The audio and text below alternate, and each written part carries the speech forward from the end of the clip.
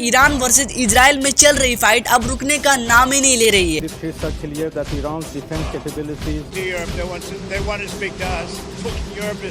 धीरे धीरे ये फाइट अब पूरी दुनिया के लिए खतरा बनती जा रही है।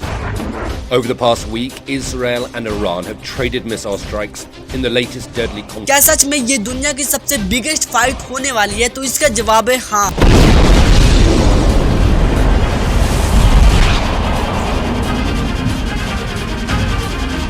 दरअसल जब से ईरान ने अपने जुल्फिकार एक्स पर काम करना स्टार्ट किया है, तब से अमेरिका एकदम बौखला ही गया।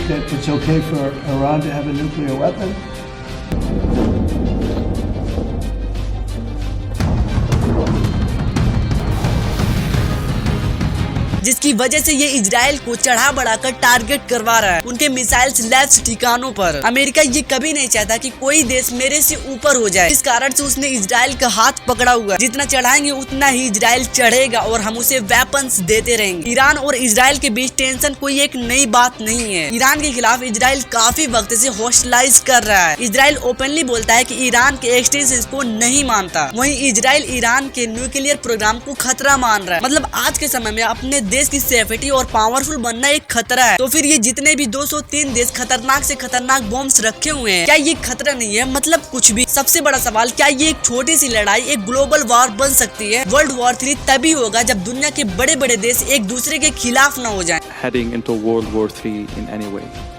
Говорю без всякой иронии. Done. Should we initiate combat operations? और इस बार सिचुएशन डेंजरस इसलिए है क्योंकि दोनों देश के पास एलाइज भी हैं, न्यूक्स भी हैं। अब ये एलाइज और न्यूक्स क्या हैं? देखो, एक तरफ रूस, चाइना और बाकी कंट्री जिसे एलाइज कहते हैं, और दूसरी तरफ अमेरिका, नाटो जिसे न्यूक्स कहते हैं। आप समझे ना? देखो, रूस ईरान का ट्रेडिशनल सपोर्टर है। रूस और ईरान मिलकर सीरिया में काफी कोऑपरेशन कर चुके हैं, और अब जब रूस ऑलरेडी यूक्रेन में फंसा हुआ है तो वो इनडायरेक्टली वेस्ट के खिलाफ और ईरान के फेवर में हो सकता है। चाइना दोस्ती काफी स्ट्रॉन्ग है ईरान से। ऑयल के लिए चाइना डिपेंडेंट है ईरान पर। चाइना शायद इस लड़ाई में ना घुसे, लेकिन ईरान को सपोर्ट जरूर करेगा डिप्लोमेटिकली और economically. North Korea anti west और एंटी इजराइल स्टेंस के चलते ईरान को सपोर्ट जरूर कर सकता है। अब यूएसए अंदरूनी मामले में नहीं बल्कि खुल के इजराइल का सपोर्ट करेगा। इजराइल को एडवांस वेपन्स, इंटेलिजेंस और फुल मिलिट्री पैलेस्टीन के लोगों को मारने के लिए फुल देता था, तो इजराइल का खुल के सपोर्ट करेगा USA. America also has a bomb that Israel desperately needs.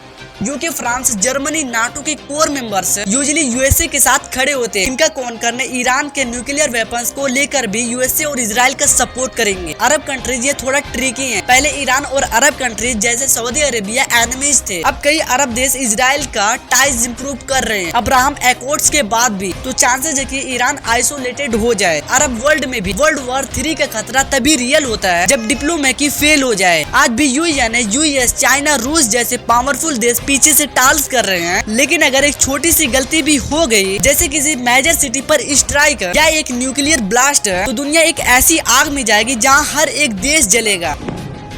This isn't Israel bombarding Tehran, but a massive Iranian.